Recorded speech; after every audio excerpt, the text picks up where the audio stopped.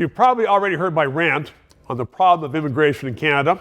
It's a serious matter. We're going to have a number of more interviews about that. And we're going to be talking about issues that you will not see discussed on the main media, which is why please support us, because the guy behind the camera there wants to get paid, and we want to keep these issues forefront in Canada. Now, Sergio Karas is a lawyer, and he is past chair of the Bar Association on Citizenship, and he wrote an article in the Macdonald-Laurier Institute talking about citizenship and the problem in Canada, and that is security. And he joins me now. Welcome, Sergio, and thank you for being here. And tell me about your thesis in the paper about the problem of security with immigration in Canada. Thank you for having me. I appreciate it.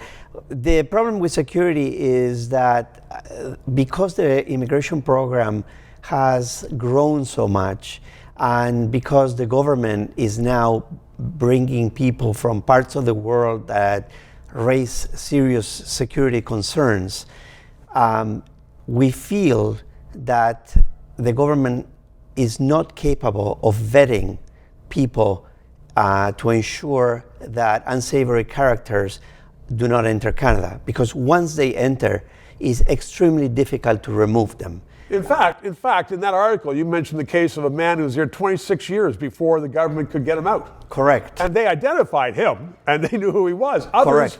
Millions are unidentified. Correct. Is that correct? That was the case of Mahmoud Mohammed Isa Mohammed, who was a PFLP terrorist, convicted terrorist. So we're letting terrorists into the country? Well, not purposely, but the problem is that because it's so difficult to detect that type of activity sometimes, right. It's too late by the time they arrive in Canada.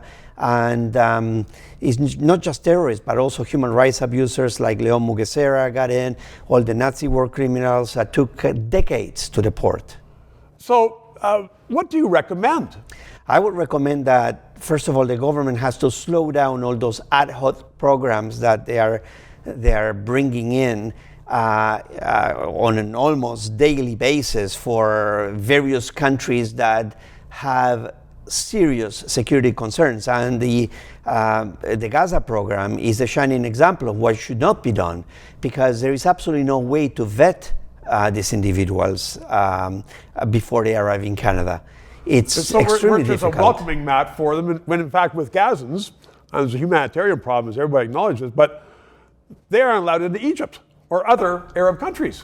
Correct, because they don't want them. Those countries have serious concerns about the activities that they may carry out.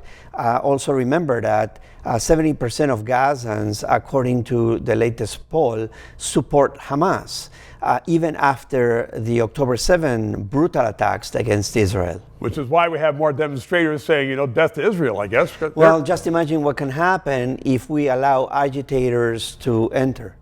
Yeah, well, we don't have to imagine. I guess we've just watched the news. Thank you very, very much for explaining that. Thank you. Sergio Karas. This show provides independent analysis of the issues. We are not paid by the government.